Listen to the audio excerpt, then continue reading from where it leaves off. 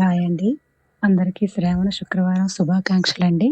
నేనైతే ఈ రెండో శుక్రవారం వరలక్ష్మి వ్రతాన్ని ఈ శ్రావణ మాసంలో ఇలా జరుపుకున్నానండి. చాలా సింపుల్‌గా ఇలా కలశాన్ని స్థాపన చేసుకొని, అమ్మవారి ఫోటో పెట్టుకొని, 5 రకాల నైవేద్యాలు చేసుకొని, చాలా చాలా సింపుల్‌గా ఇలా అలంకరణ చేసుకొని, అమ్మవారికి తాంబూలం అయితే ఇచ్చానండి.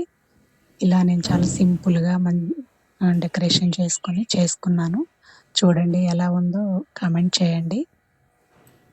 ఇలా వాయనం ఇవ్వడానికి అన్నీ సిద్ధం చేసుకున్నానండి. గాజులు, పూలు, వక్కలు, ఆకులు అన్నీ ఇలా సిద్ధంగా పెట్టుకున్నాను. పసుపు, కుంకుమతో సహా అన్నీ ఇలా పెట్టుకుంటే ఈజీగా ఉంటుందని ప్రసాదాలు గూడా అన్నీ పక్కన పెట్టుకున్నాను.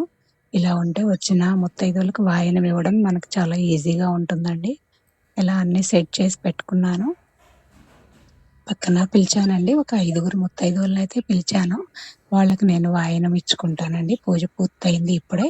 వాళ్ళొస్తారు ఇంకా. వాళ్ళొస్తే వాళ్ళకి వాయనం ఇవ్వడమే ఇంకా మిగిలి ఉందనమాట. నాకైతే చాలా మంచిగా అనిపించింది ఇలా చేసుకొని ముత్తైదులకు వాయనం ఇచ్చుకోవడం. నేను ప్రతి సంవత్సరం ఇలా ఇచ్చుకుంటానండి. ఒక 5గురికైతే ఇచ్చుకుంటాను. ఈ సంవత్సరం కూడా అలాగే ఒక 5గురు ముత్తైదువలనైతే పిలవడం జరిగింది.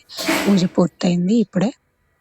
నేను వీడియో తీశాను. మీకు ఇలా అప్‌లోడ్ చేద్దామని చెప్పి ఒక చిన్న వీడియో అయితే తీశానండి.